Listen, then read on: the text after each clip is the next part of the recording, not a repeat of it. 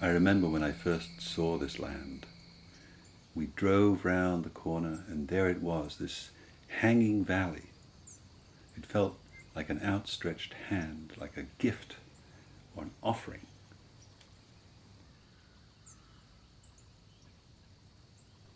Later, I came to see it as a face in need of eyes.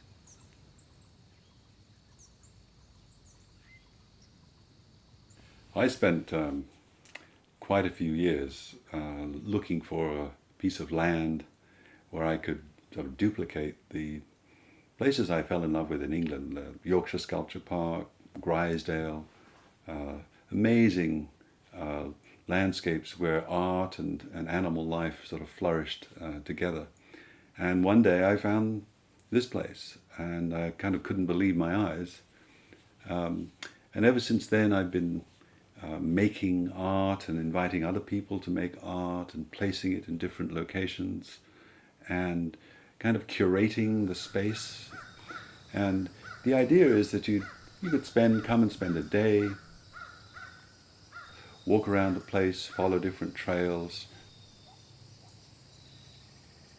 find sculpture hidden in little glades here, and come across deer and goats and turkey and all kinds of birds. So it's a sort of oasis in the middle of an already beautiful landscape.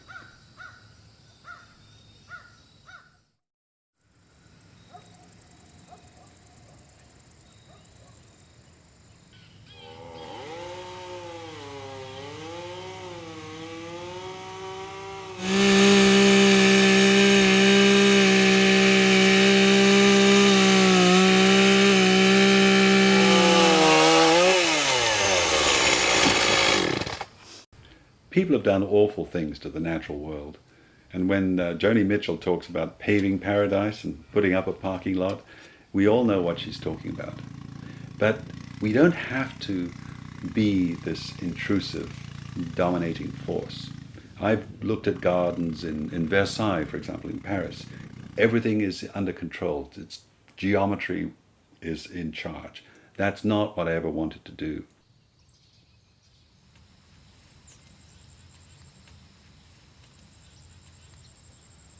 I believe that it's possible for humans to have a benign, creative relationship to the natural world, and that's what I've tried to do here, like a gentle footprint. So I make trails, and the trails obviously involve cutting brush, but they open up the possibility of seeing there's a beautiful shagbark hickory tree, which was right in the middle of the woods, and now you can go up to it and hug it and look up to it. And that would not have been available without these trails. It's a bit like gardening the world rather than trying to control it.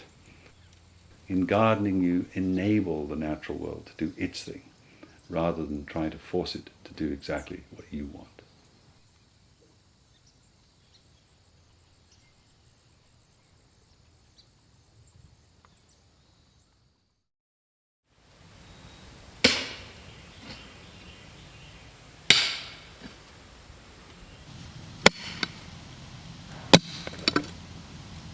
So Yellowbird is a place where lots of different kind of things can happen.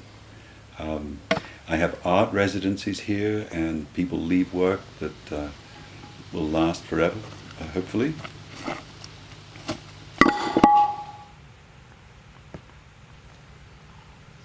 I want children to come and enjoy themselves, so we're kitting out a school bus as a sort of play center with beautiful primary colors and so on.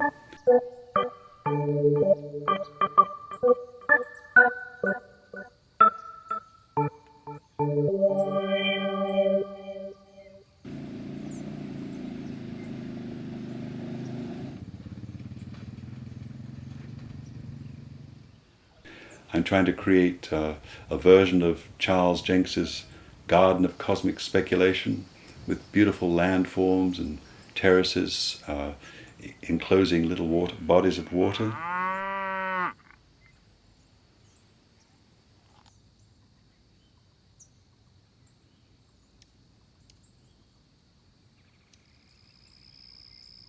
But this is a place where lots and lots of different things can happen.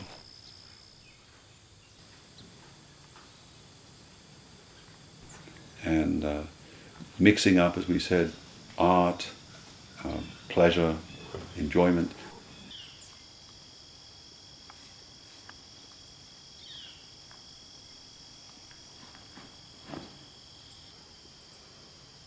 And places for people to come and stay and be creative, like the writer's cabin, the airstream, and the cottage.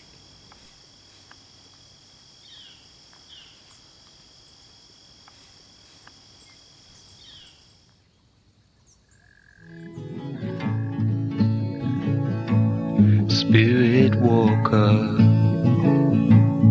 lead me on across the ridges to the land of song. Oh, Spirit walker. When I first saw this land, this hanging valley felt like an outstretched hand, a gift or an offering. Later I came to see it as a face in need of eyes.